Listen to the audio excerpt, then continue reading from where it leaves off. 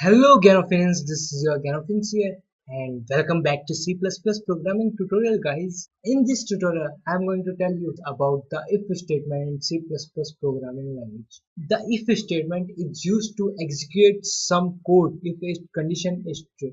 Okay, let me tell you if statement through an example. So first of all, we need to write the header files as you all of you know.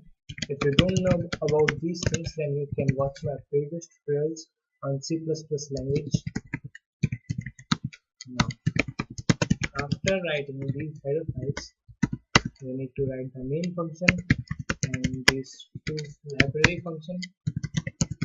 Here, after writing these functions, we now just need to write the if statement, and the syntax for if statement is this. We need to write this simple if, now some parentheses and the curly brackets, and inside these parentheses your condition of if statement will come. Let's consider example. If 7 is greater than 5, then this statement will execute. Cout, let's print a message. Great. And if I run this, great got printed because that condition is true. That's why. If you notice, we got a warning here. Condition is always true. That's why.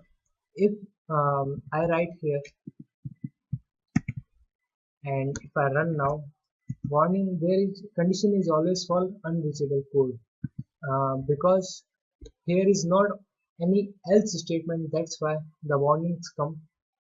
I will tell you about else statement in my next video. Now let's try to run it, and there is not any output because the condition is always false. That's why it didn't print. The condition specifies which expression is to be evaluated. You can create a even or odd program through this. You can create many other kind of programs using if statement. If you got it, if you understood the if statement, you can create many different kind of programs. You can also use equal sign here to check. Let's see, if you write 10 and 10, the condition is always true. That's why it will print great. Here if I write here if 10 exclamation mark equals 10, this exclamation mark means not. If 10 not equals to 10, the condition will be true.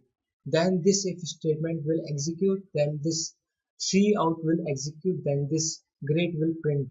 Here the condition is not true. The 10 not equals to 10 because these two 10 are equals. That's why this will not happen and the output of this program will not get print. If you write here 9, then you can see the output is here because 10 is not equals to 9. That's why the statement out executed. That's why it printed. You can also create a age program. For example, you can also assign, you can also declare some variables, and you can take the input for that particular variable, and if age greater than or equals to 18, then print you are eligible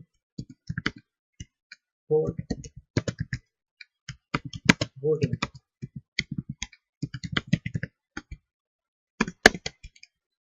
Now let's see. First of all, you need to input a age. How old are you? I say I'm 19. Then if I press enter, you are eligible for voting. And if I again run that program and if I input any number below 18 like a 17, there is not any output because the if statement got false. 17 is greater than equals to 18, which is false. This condition is false. That's why it not executed and the program got terminated. That's how a if statement worked. Well, I hope you understood about if statement. If you have any question or query regarding to if statement, then you can ask me in the comment section below. Well, don't forget to subscribe to my channel. Don't forget to hit that red button for getting updates for becoming a Ganofin. Don't forget to hit that bell icon for getting notified on every video on my YouTube channel. Thank you guys for watching the video.